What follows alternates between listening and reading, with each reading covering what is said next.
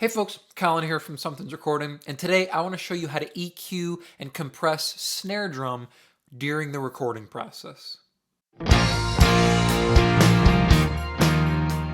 Today we're looking at how to process your snare drum during the recording process, but before we dive in, if you are looking to dial in a repeatable workflow for getting professional sounding drum mixes, then I want you to go through my 3-step framework for mixing drums workshop.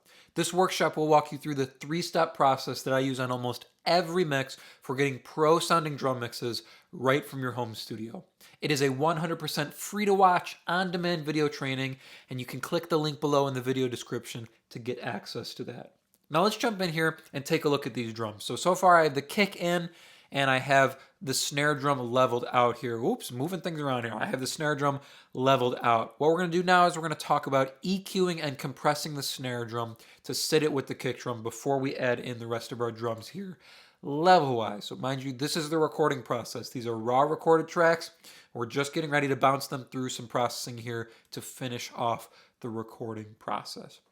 Let me play you where we're sitting so far. I'll unmute the snare. This is just our kick and snare drum. Mind you, our kick has already been processed for recording here. So it has some EQ and some compression on the way in on it. So here's our kick and snare. This is a raw snare.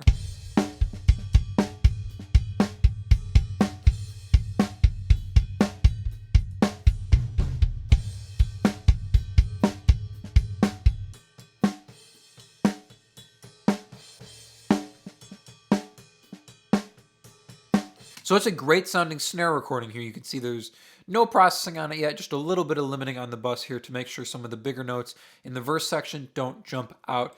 So far, you can see we've got our EQ and compression already going on our kick drum here. Let me briefly show you what each individual mic sounds like. So we have a snare top, a snare high, which is another snare top mic. It's just a condenser microphone, and then the snare bottom mic. So here's our snare top.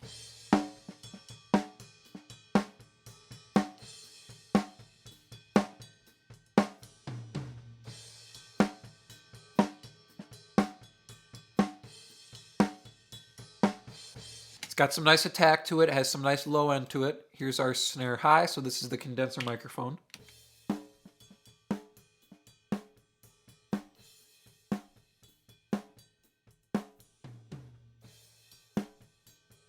That has some nice lows and some nice highs. Has some nice air to it. Here's our snare bottom.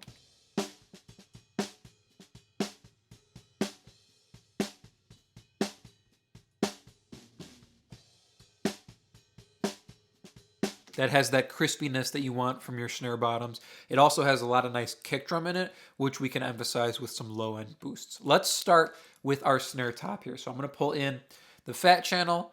This links directly to the Studio Live board, so it's the same kind of processing I would do right off the board while we were recording here. I'm going to turn on the EQ. I like to reach for the Alpine 550 EQ. It's an API 550 style EQ here. We're going to go for 100 hertz here and probably 5K on the top. I don't like to do any cutting in the mid-range because it seems to neuter the snare drum and make it feel kind of narrow or empty in the middle there. Let's hit play here and do some boosting. So mind you, we're not using our shelves here. These are both bell curves all the way across the board.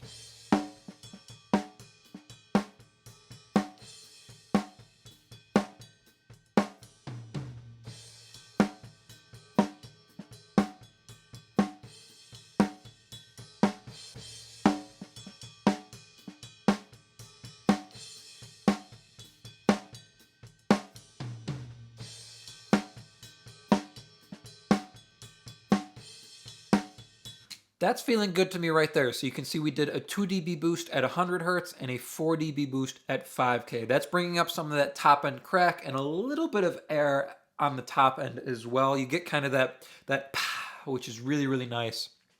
And then of course, the 2 dB at 100 hertz, really making our snare feel fat. And that's what we want. We're gonna get some more of that here as we move over to our snare high mic. But let's throw in our compressor here first. I like to reach for the 160 on snare drum. We're going to do a 2-to-1 ratio, and we'll pull our threshold down to actually no. Let's reach for an 1176. So we'll do medium slow attack there, fastest release. I say medium slow attack, but it's still under a millisecond attack there. And we're going to do anywhere from 3 to 5 dB of reduction here on our snare drum. So let's hit play and dial this in a little bit.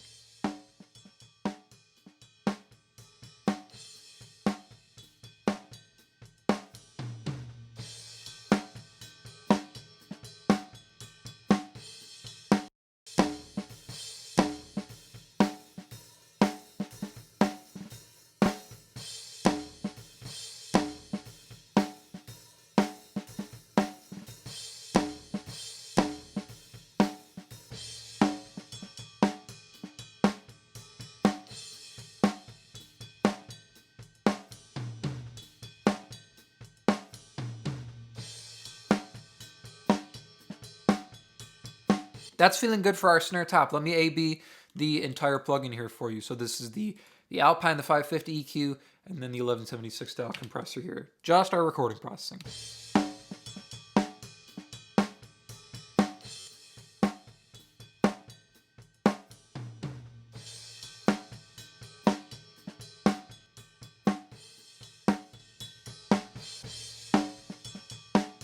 Really helps to wake up the top end a little bit, give it some crack. We're doing about 3 to 5 dB of compression here on this snare drum. About 3 dB on some of these more medium style hits, and then we have a couple peaks here that jump out. That's where we're jumping up towards about 5 dB of reduction. Now for a starting point, I'm going to copy this same processing across to our snare high mic, and we'll just nuke our compressor for the moment and level out our EQ. So same EQ, same compressor we're going to use. This is the condenser mic on our snare drum now.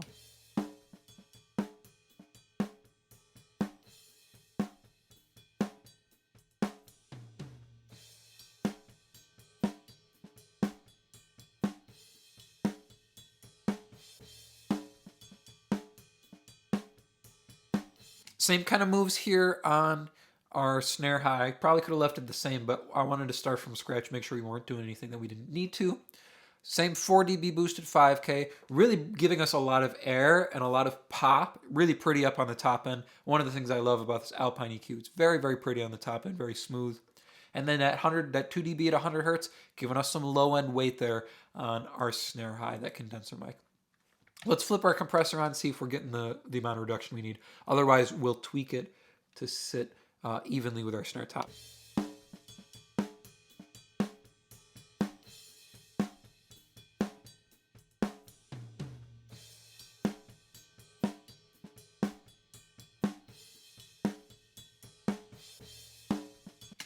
Just nudged it up a little bit, so it's doing that 3 dB of compression on some of those louder hits here, those louder peaks, because it gets a little bit quiet during the verse section there. Those are those two. Let's put these two together and see where we're sitting at the moment, and I'll A-B both of the plugins here. You can hear before and after the recording processing.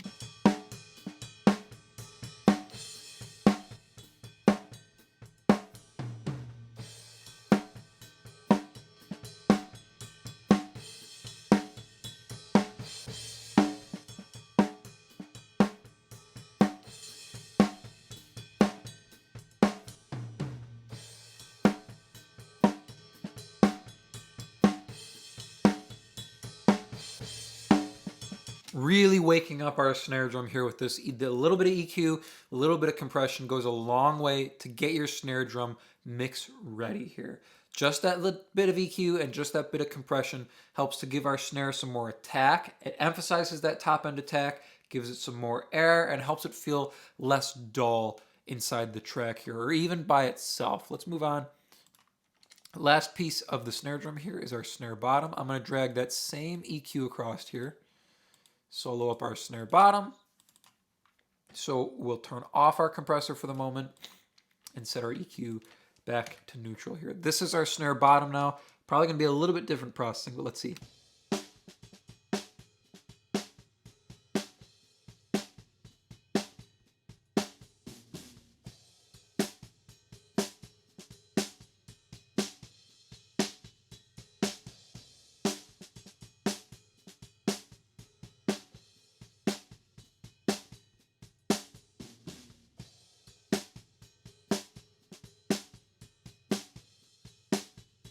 I like that. So I moved it up to 12.5K, so pretty high there, going above our 10K mark.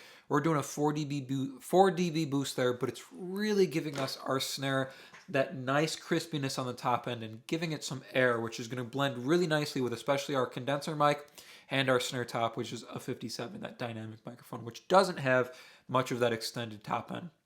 And then this 2 dB at 100 hertz brings out some low end on our snare bottom, but not as much as it's doing to emphasize our kick drum, which that I like to blend in with our kick drum. So when we combine it with our kick drum, it helps to give our kick drum that little bit of higher octave there at 100 hertz. Let's move over and throw our compressor in here.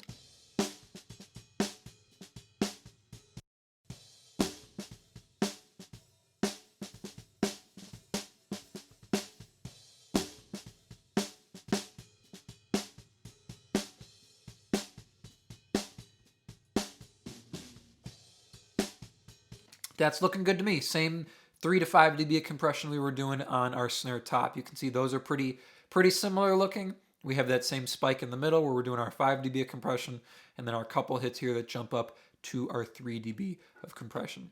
Let's throw all three in now. We got our snare top, snare high, and our snare bottom, and I will A-B. We'll actually start before here, so without the processing, and then we're going to kick everything in. You'll hear where our snare drum sits before we even start mixing, right? So this is our recording processing. You'll hear our finished recorded snare.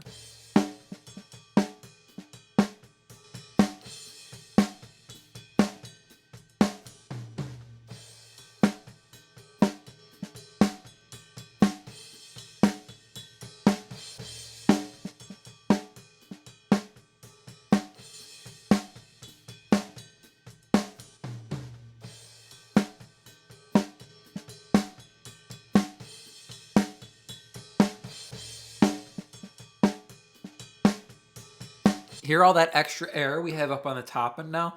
That's where we want our snare drum to be before we even start mixing. We don't want to have to be doing a bunch of boosting on the top end of our snare drum in the mix, because then we're going to have so much more cymbal noise and all of that stuff to deal with down the road. And big extended boosts can be uncomfortable to look at or to even do inside the mix. Little boosts go a long way as you stack them on top of each other to get your snare drum where you want it inside the mix here. 3 plugins here across the board, right? Our EQ and our compressor going on each snare, but it's just the fat channel plugin, which is a nice one I like to use, especially if you throw it in this mode right here. It kind of looks like a channel strip here. Just EQ, compression on each snare drum before we even hit the mix stage. And that little bit of EQ, a little bit of compression helps to emphasize the attack and give our snare that extra crack it needs to compete, even in just the drum recording here. Gives us some extra air on the top end and some beef down below to help our snare feel big and not so dull as it's just a raw recording. I hope that was helpful for you. As I mentioned at the beginning of the video, if you are looking to level up your drum mixes, then you should definitely go through my 3-step framework for mixing drums workshop. It's a 100% free on-demand training, and it will help you dial in a repeatable workflow for hammering out professional sounding drum mixes. Thank you so much for watching. You can get access to that workshop using the link below the video in the video description, and I will see you in the next video.